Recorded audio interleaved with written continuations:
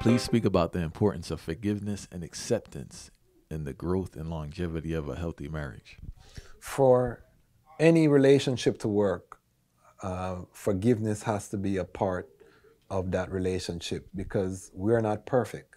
As people, we're going to make mistakes. We're human beings.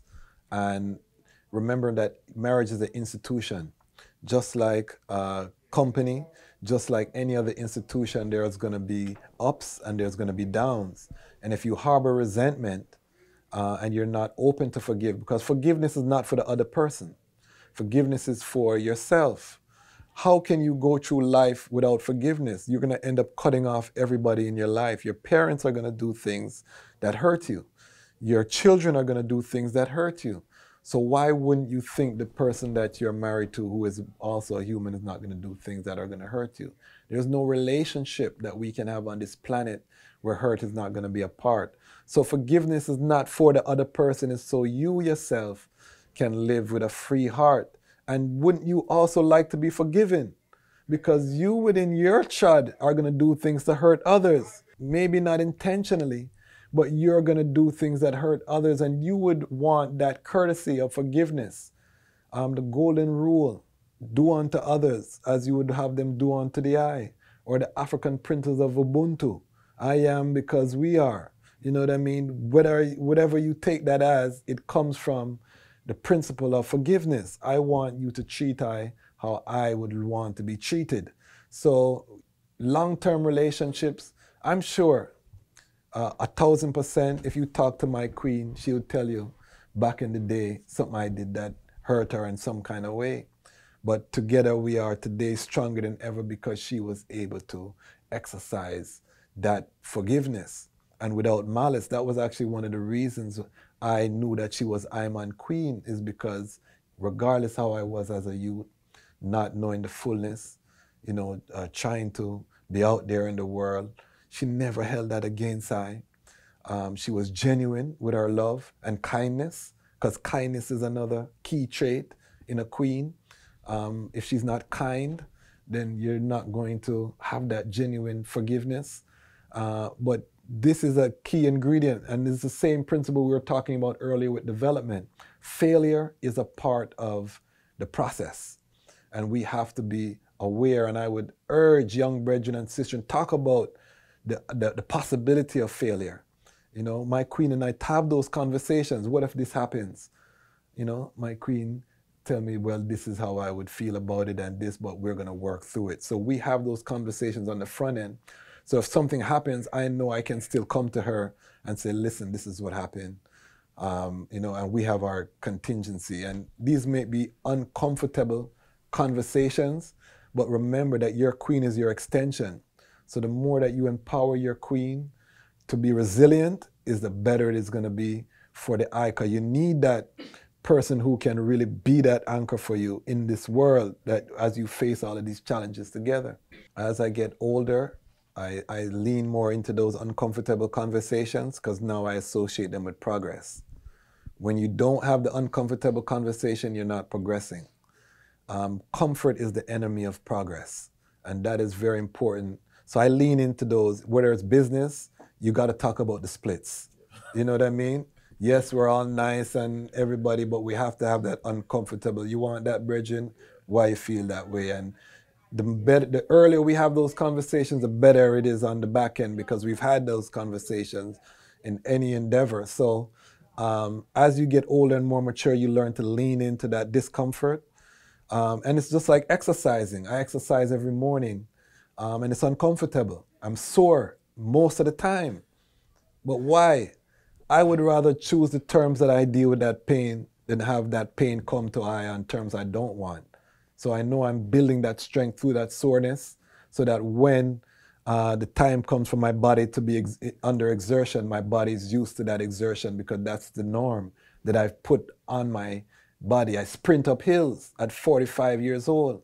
You know what I mean? When I do my run in the morning.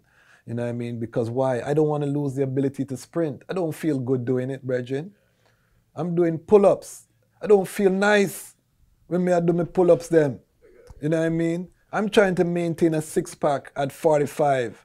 Anybody over 40 know the trouble you have You know, because you eat the little sugary thing there and it's nice and your belly poof out a morning and you say, why?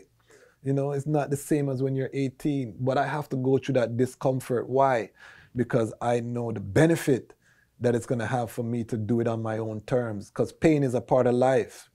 And one of the principles of the Almighty is that the Almighty put order into chaos. You know, Satan is unrestricted chaos, hedonism, the pleasure principle. You do what you feel like. The Almighty come with order. So when we see His Majesty, that manifestation, we see supreme order in all things when you see Haile Selassie associated in the physical form. When we look at Babylon, we see chaos, anything goes. So the principle has to be you put order and discipline. And I keep coming forward to this principle. Conversation or conversation, we would say, and discipline. These are the principles, and practice versus theory. One of the reasons why practice is so important is because in the practice you learn the things in theory that don't work. And the practice is where the discomfort comes. Medicine, law, all of these things, they call it the practice of medicine, the practice of law, because you'll never reach a state where you know everything. It's constantly evolving. You're practicing, you're learning. And if you take that principle as a person, you will exceed your expectations. You will achieve great things. If you are static, if you believe that you reach a level and you've learned it all and you know it all, you will have initiated your dying process, because we're either growing or we're dying. There's no in between. And even to stay stagnant, you have to be moving, because if you're standing still, you're moving backward. So just to maintain my current physique, I would have to do a lot to maintain where I am now. But if I want to get stronger, I have to go above and beyond. And that's what I try to do in all things, including my marriage. The amount of lyrics my wife gets on a daily basis, you know what I mean? It's rapid. My children don't even like hear me talk to my wife, because lyrics non-stop, they think it's cringe. This is the word they use. But why? I'm not going to save that lyrics for this secretary when I work without a road and my personal assistant. My wife, I forget every lyrics. You know what I mean? Because I want her to love me more than she did the day before. You know what I mean? So these are things that we have to implement as brethren, and that's how you stay sharp within your marriage. I want my wife to look at me through the side of her eye and see the six-pack I ripper. And she feel like, wow, me would have loved to touch that little six-pack there. I don't want to make her job hard for her. She'll look upon my big belly and she said, you know, I love his personality, and she'll try to find out reason for, you know what I mean? Don't do that, brethren. You know what I mean? Give your wife something that she can appreciate love as a man. Put in the work, you know what I mean?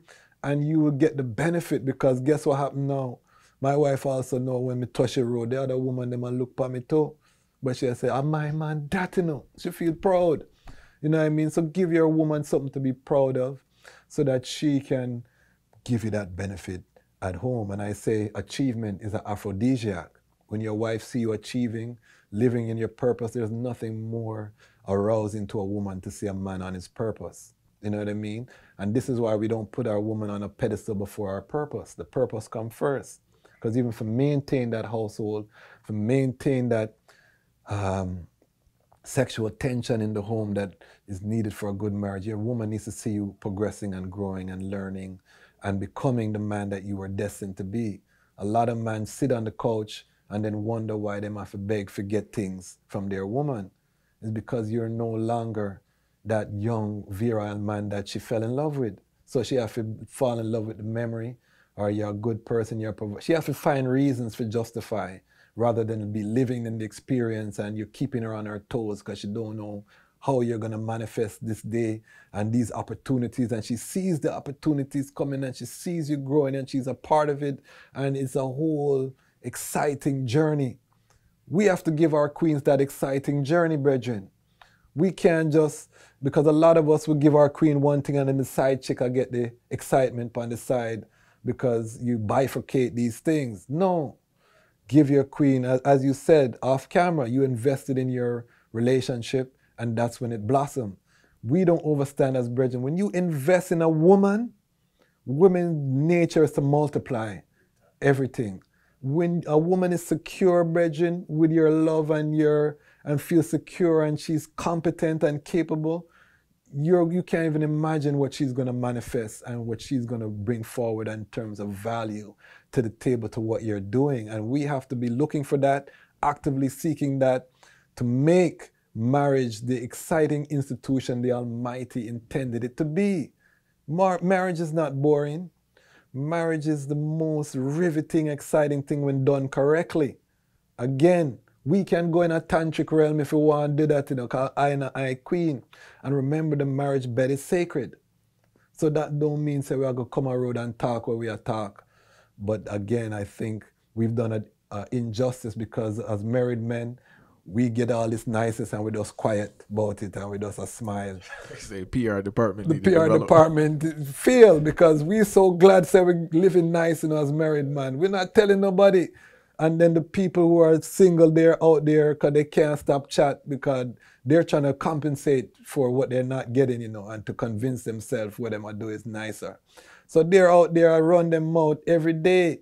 So there's an imbalance. So we as married men have to stand up right now and sing from the rooftop, so the young children who grow up in these houses or who don't grow up, because the majority of our community, remember, over 70% might not be in a household that is a married two-parent household. So how are they going to aspire to be in that if the people who are living that are not selling that lifestyle to them?